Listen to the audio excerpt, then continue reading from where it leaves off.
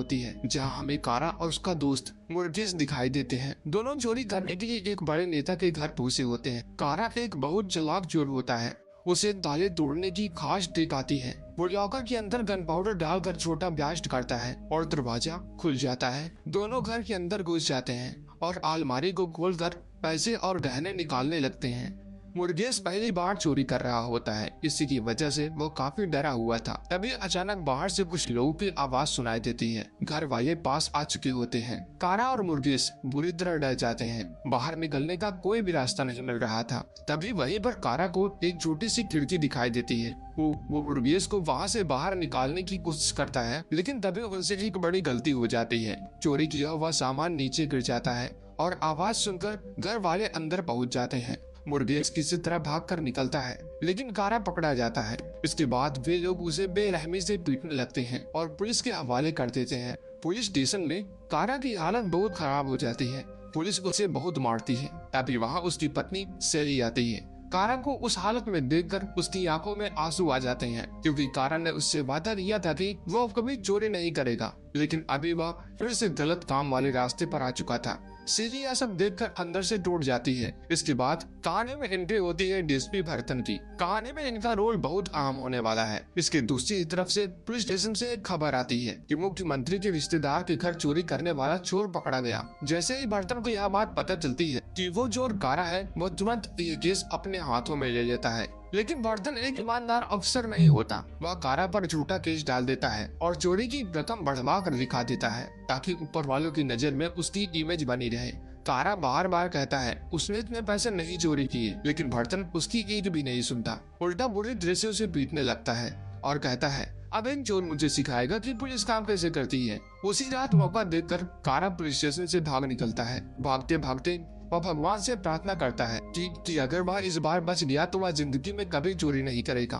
कुछ दिनों बाद कहानी दूसरे शहर में शिफ्ट हो जाती है। कारा और सेली अपनी इस पुरानी जिंदगी छोड़ चुके होते हैं। दोनों एक छोटे से होटल में काम कर रहे होते हैं। अब कारा चाहता है कि सेली मेहनत न करे, घर में बैठकर घर के काम देखे। इसी की वजह से कारा एक दिन सपना देखता है कि एक दिन वह अपना खुद का होटल खोलेगा। इसी की वजह से दोनों बैंक से लोन लेने जाते हैं, लेकिन बैंक वाले गारंटी मांगते हैं। तभी कारा को याद आता है कि उसके गांव में उसके पिता की थोड़ी सी जमीन है। बैंक वाले कहते हैं कि अगर जमीन के पेपर ले आए तो लोन मिल सकता है, लेकिन यहाँ एक बड़ी प्रॉब्लम थी। कारा पहले से 6 साल पहले अपने पिता के पैसे चुरा कर भागा था। तभी से वह घर कभी वापस नहीं लौटा। अब इतने साल बीत चुके हैं, गाँव जाने का नाम सुनकर वह डर जाता है। पहले तो वह एक बार जाने का मन बनाता है, लेकिन आखिरकार सीरी के लिए वो अपने मन को पक्का कर लेता है और गांव लौटने का फैसला करता है। जब कारा गांव पहुंचता है तो वहां का माहौल देखकर वह थोड़ा इमोशनल हो जाता है। गांव के लोग उसे देखकर हैरान रह जाते हैं। तभी काशी नाम का एक आदमी उसे पहचान लेता है।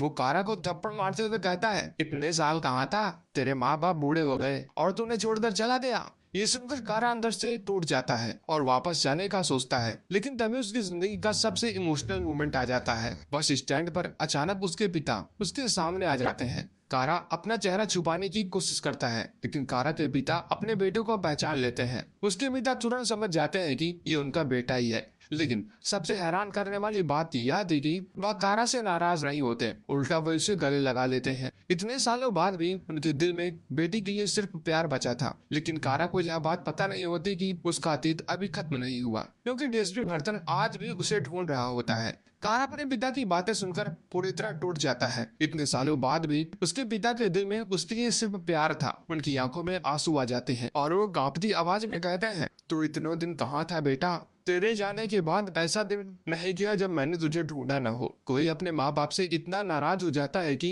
वह दूर चला जाता है क्या? ये सुनकर कारा की आंखें भर जाती हैं, लेकिन वह कुछ बोल नहीं पाता। अगले दिन कारा के पिता उसे खेत दिखाने ले जाते हैं, लेकिन खेत की हालत देखकर कारा हैरान रह जाता है। वहाँ कुछ भी नहीं उग रहा था।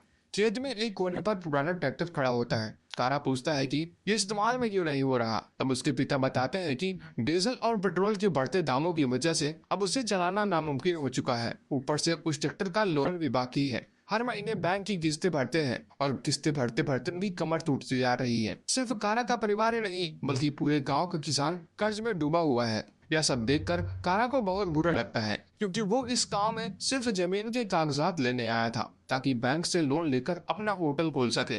लेकिन अब उसे समझ आने लगता है कि उसके पिता खुद कितनी मुश्किल में जी रहे हैं। कुछ ही देर बाद उसके पिता के पास काशी नाम का एक आदमी आता है और उसके पिता काशी से उधार मांगते हैं। कारा पूछता है कि इतने पैसों की क्या जरूरत है, तो उसके पिता मुस्कुराते हुए कहते हैं, मैंने भगवान से मन्नत मांगी थी, अगर मेरा बेटा वापस आ गया तो मैं बकरी की कुर्बानी दूंगा। लेकिन काशी तुरंत बोल पड़ता है, अपने बेटे पर इतना भरोसा मत रखो, कौन जाने वो किस मतलब से यहाँ पर आया है। काशी की बात सुनकर कारा चुप हो जाता है। उसी रात वो सूजी से मिलने जाता है और सारी बात बताता है। सेही भी इमोशनल हो जाती है और कहती है, तुम्हारे पिता तुमसे कितना प्यार करते हैं, ऐसे समय में उनसे पैसों की बात मत करो, वो पहले में ही कर्जे में डूबे हुए हैं। लेकिन कारा का नजरिया अलग होता है। वह कहता है, मैं गलत नहीं सोच रहा, अगर वो जमीन बेच देंगे तो कम से कम उन्हें कुछ पैसे तो मिल जाएंगे, वरना हर महीने बैंक का ब्याज भरते भरते सब कुछ खत्म हो जाएगा। उस जमीन में अब कुछ उग भी नहीं सकता। अगले दिन कारा अपने पिता के साथ बकरियां खरीदने के लिए बाजार जाता है। रास्ते में वह हिम्मत करके जमीन बेचने की बात छेड़ता है। वो कहता है कि एक पार्टी जमीन खरीदने के लिए तैयार है, अगर उसके पिता उसे सिर्फ 2 लाख दे दे तो उसका काम बन जाएगा। लेकिन यह सुनते ही उसके पिता का दिल टूट जाता है। वो दुखी होकर कहते हैं, मैं तो सोच रहा था तू इतने साल बाद आया है अपने माँ बाप को देखने के लिए, लेकिन तू तो यहाँ जमीन बेचने आया है। कारा भी गुस्से में आ जाता है और कहता है, अगर आप सच में मुझसे प्यार करते हैं तो जमीन बेचकर मेरी मदद करो। इतना कहकर कारा वहां से चला जाता है। घर पहुंचने पर उसकी माँ पूछती है कि कारा कहाँ गया, लेकिन उसके पिता झूठ बोल देते हैं कि वो थोड़ी देर में वापस आ जाएगा, जबकि उन्हें अंदर ही अंदर पता होता है कि उनका बेटा फिर से उन्हें छोड़कर चला गया। उनकी आंखों से आंसू निकलने लगते हैं। कुछ ही समय बाद कारा वापस लौट आता है, लेकिन घर आने से पहले पोस्टमैन बैंक का नोटिस देकर जा चुका होता है। नोटिस पढ़ते ही कारा सीधे खेत में अपने पिता के पास पहुंचता है और गुस्से में कहता है, देख लिया, बैंक ने जमीन जब्त कर ली ना, अगर आपने अभी तक भी ये जमीन नहीं बेची तो आपको कुछ नहीं मिलेगा, बैंक सीधा उसे उठा ले जाएगी। लेकिन उसके पिता फिर भी मना कर देते हैं। वो मिट्टी को हाथ में लेकर कहते हैं, ये सिर्फ जमीन नहीं बेटा, तेरे दादा परदादा सब इसी मिट्टी में दफन है, मैं इसे किसी भी कीमत में नहीं बेचूंगा। ये सुनकर कारा फिर से नाराज होकर वहां से चला जाता है। उसके पिता पीछे पीछे भागते हुए रोते हुए कहते हैं, बेटा इस बार मुझे छोड़कर मत जा। लेकिन कारा पीछे मुड़कर देखता भी नहीं। तब उसके पिता वो 4,000 रुपए देने की कोशिश करते हैं जो उन्होंने बकरियां खरीदने के लिए रखे थे। वो कहते हैं कि ये रख ले, रास्ते में काम आएगा। लेकिन कारा वो पैसे नहीं लेता और वहां से चला जाता है। इसके बाद कारा वापस सेली के पास पहुंचता है और सारी बात बताता है। सीजी उसे डांटते हुए कहती है, तुम्हें अपने पिता को अकेला नहीं छोड़ना चाहिए था, वो तुमसे कितना प्यार करते हैं, हमें वापस गांव चलना चाहिए। दोनों वापस गांव लौटते हैं। रास्ते में अचानक मुर्गेस मिल जाता है, वही दोस्त जो चोरी वाली रात को कारा को छोड़कर भाग गया था। वो सब मिन्नत होकर कारा से माफी मांगता है, लेकिन कारा का गुस्सा अभी शांत नहीं हुआ था। वो तुरंत ही उसे भगा देता है और कहता है, दोबारा अपनी शक्ल मत दिखाना कुत्ते तू।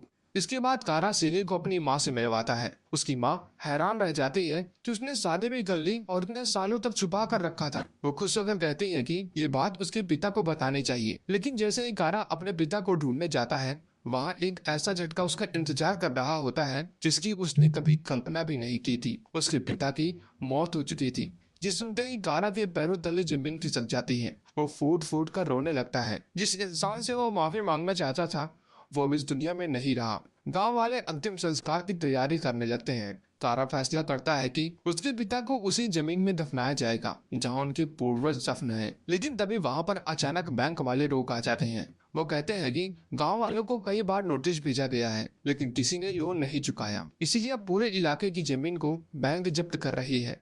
अब वे सभी न यहाँ खेती कर सकते हैं और न एक यहाँ पर किसी को दफनाया जा सकता है। यह बात सुनते ही पूरा गांव सदमे में चला जाता है। अब एंट्री होती है बैंक मैनेजर मुत्थू की, जो इस खेल का सबसे बड़ा खिलाड़ी निकलने वाला था। बैंक मैनेजर मुत्थू अपने कर्मचारियों के साथ मीटिंग कर रहा होता है, लेकिन उसकी सोच बहुत घटिया और लालची होती है। वो अपने स्टाफ से कहता है, तुम लोग गांव वालों को इतना मजबूर बना दो कि वो खुद हमारे पास लोन लेने आए। उन्हें ऐसा महसूस करवाओ कि बिना बैंक के वो जी नहीं सकते। इन पेपर्स पर इतने सारे हिडन चार्जेस हैं, उन्हें जिंदगी भर ब्याज भरना पड़ेगा और उन्हें कुछ पता भी नहीं चलेगा कि उनके साथ हमने जितना बड़ा स्कैम किया। असल में मुत्तू गरीब किसानों को जानबूझकर अपने कर्ज में फंसाता था। गाँव वाले पढ़े लिखे नहीं थे, इसी की वजह से बैंक के नियम समझ नहीं पाते थे। इसी का फायदा उठाकर मुत्तू उनकी जमीन हड़प लेता था। दूसरी तरफ कारा अपने पिता का अंतिम संस्कार उसी जमीन पर करना चाहता था, लेकिन बैंक ने जमीन सीज कर दी थी। अब अगर जमीन वापस चाहिए तो उनको पूरा लोन चुकाना पड़ेगा, लेकिन कारा के पास अभी इतने पैसे नहीं थे।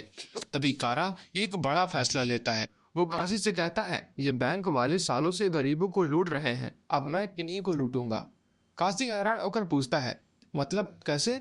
फिर से चोरी करोगे तुम? कारा शांत होकर जवाब देता है, अरे भाई तुम्हें तो पता है मुझे और कोई काम आता ही नहीं, पूरी जिंदगी चोरी ही किया है। अगर तुम्हारे पास कोई रास्ता हो तो बता दो। उसी समय मुरुगेश भी वहीं पर पहुंच जाता है। पहले तो कारा उसे देखकर गुस्सा हो जाता है, लेकिन जब उसे अपने पिता की याद आती है तो उसका गुस्सा कंट्रोल हो जाता है। अब आखिरकार तीनों फैसला करते हैं कि वह बैंक को लूटेंगे। कारा पहले से ही बैंक की पूरी छानबीन करता है, कौन कब आता है, पैसे कहाँ रखे जाते हैं, सिक्योरिटी सिस्टम कैसे काम कर रहा है, वो हर चीजों को नोटिस कर रहा था। कारा ने भागने के लिए पहले से ही एक कार चुरा ली थी। रात के समय तीनों बैंक में घुसते हैं। कारा सबसे पहले अलार्म सिस्टम बंद कर देता है। फिर वो मुर्गेश से कहता है कि वह बाहर खड़े रहकर नजर रखे, अगर कोई पुलिस वाला आए तो वह तुरंत सीटी बजाकर इशारा कर दे। लेकिन अंदर पहुंचने के बाद उन्हें पता चलता है कि सारा पैसा एक लोहे के बड़े लॉकर में छुपा कर रखा हुआ है। कारा बहुत कोशिश करता है लेकिन लॉकर खुलता नहीं। गुस्से में वह हथौड़े से लॉकर तोड़ने लगता है। तभी काशी डर जाता है और कहता है, अगर अभी पुलिस आ गई तो सब पकड़े जाएंगी। मजबूरी में इन तीनों को बिना पैसे लिए वहां से भागना पड़ता है। अब उनका पहला मिशन तो पूरी तरह फेल हो चुका था। अभी इन तीनों बैठकर एक नया प्लान बनाते हैं। कारा कहता है कि रात में चोरी करना बेकार है, असली पैसा सुबह जाकर चोरी करने में है। हम दिन दिहाड़े बैंक को लूटेंगे, लेकिन इस बार उन्हें हथियार भी चाहिए। इसलिए काशी उन्हें एक आदमी के पास ले जाता है, जहां से वो 2 बंदूकें खरीदते हैं। अब तीनों पूरी तैयारी कर चुके होते हैं। एक सही मौका देखकर कारा और काशी बैंक के अंदर घुस जाते हैं। अंदर जाते ही दोनों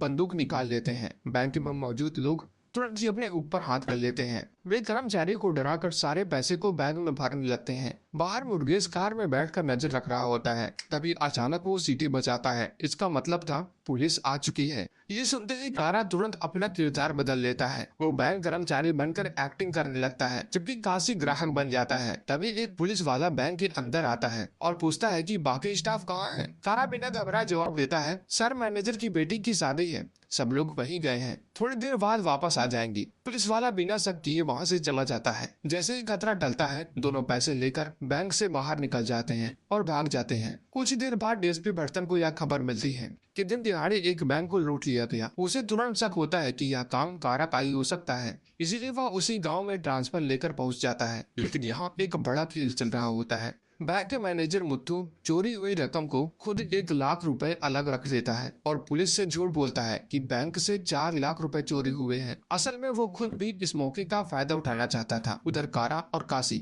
बैंक का लोन चुकाने पहुंचते हैं। जैसे ही बैंक के कर्मचारी इतने सारे पैसे देते हैं, उन्हें शक हो जाता है, क्योंकि कुछ नोटों के नंबर हाल ही में चोरी हुए थे और पैसों से मिलते जुलते भी थे। यह सुनने के बाद काशी के चेहरे का रंग उड़ जाता है। उसे लगता है कि अब सब खत्म हो गया। लेकिन तभी पता चलता है कि कारा पहले से ही शहर जाकर सारे नोट बदल चुका था, इसलिए बैंक वाले कुछ साबित नहीं कर पाते। हालांकि बैंक कर्मचारी भी उन्हें एक्स्ट्रा चार्जेस के नाम पर 1 लाख रुपए और भरने को कहते हैं, क्योंकि बैंक वालों ने गरीबों को लूटने के लिए ढेर सारे चार्जेस लगा रखे थे। उसी समय भड़कन भी बैंक में जांच करने पहुंचता है। कारा दूर से उसे देख लेता है और तुरंत काशी से कहता है, चुपचाप निकलो, यहाँ पर पुलिस है। दोनों बिना शक पैदा किए वहाँ से निकल जाते हैं। इसके बाद भड़कन बैंक मैनेजर मुत्थू से लोगों की लिस्ट मंगवाता है जिन्होंने बैंक से लोन लिया था लेकिन वापस नहीं कर पाए थे। वो पूरे गांव की जांच करना शुरू कर देते हैं, लेकिन उसे कारा के खिलाफ कोई सबूत नहीं मिलता। लेकिन असली ट्विस्ट उस रात को आता है जिस रात बैंक मैनेजर खुद कारा के घर पहुंच जाता है। मुस्कुराते हुए कहता है, मुझे पता है बैंक की चोरी तुमने एक ही है, लेकिन मैंने पुलिस को तुम्हारा नाम नहीं बताया। कारा और काशी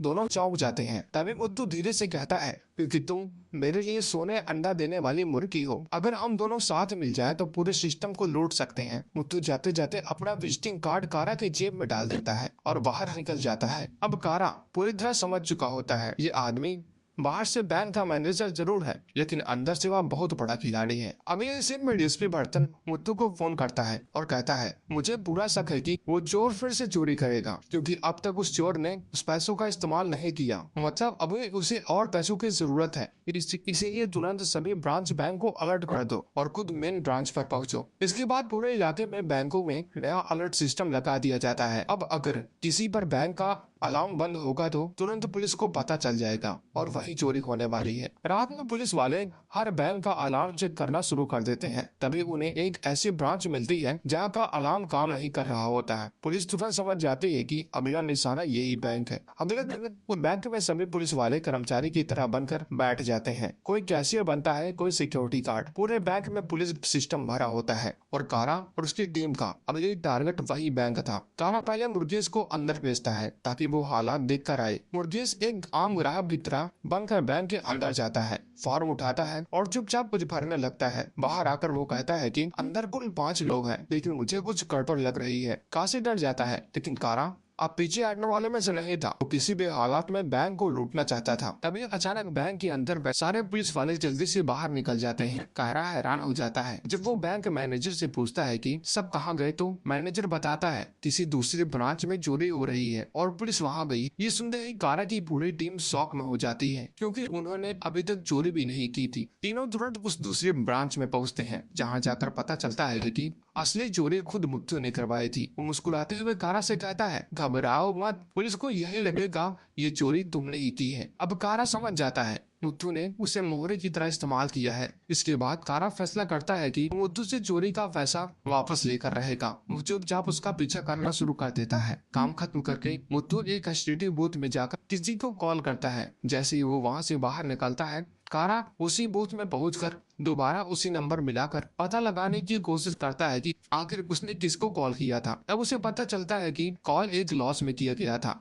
कारा तुरंत प्लान बनाता है। काशी और मुर्गेस से कहता है, तुम दोनों उस लॉज में जाओ, मुझे लगता है कि चोरी का पैसा वहीं छुपाया गया होगा। मैं मुत्तू की तरफ नजर रखता हूँ। काशी और मुर्गेस कमरे लेने के बहाने लॉज पहुंचते हैं। लॉज के पीछे ही एक बार होता है जहां लोग जुआ खेल रहे होते हैं। कारा भी वहां जाकर उनके साथ बैठ जाता है। शुरुआत में कारा जानबूझकर हारता है, फिर कहता है आखिर एक बाजी खेलते हैं, मेरे पास एक कार है, उसे दांव पर लगा देता हूँ। जुआ खेलने वाले लोग कार को देखने की मांग करते हैं। जैसे ही वे सभी बाहर आते हैं, कारा उनसे पैसे दिखाने को कहता है। जैसे ही वो बैग खोलते हैं, कारा समझ जाता है कि यही वो चोर है और ये चोरी वाला पैसा भी है। कारा तुरंत बंदूक निकाल लेता है, लेकिन इससे पहले वो कुछ पर पाता, सामने वाले लोग उस पर टूट पड़ते हैं। उसे पूरी तरह पीटकर पैसे लेकर भाग जाते हैं। अब कारा पूरी तरह गुस्से में आ जाता है। वो मुत्तू को फोन करके कहता है, मैं तुम्हारे साथ काम करने को तैयार हूँ। लेकिन अब मुत्तू का रवैया बदल चुका होता है। वो हंसते हुए कहता है, जब मैं खुद तुम्हारे पास आया था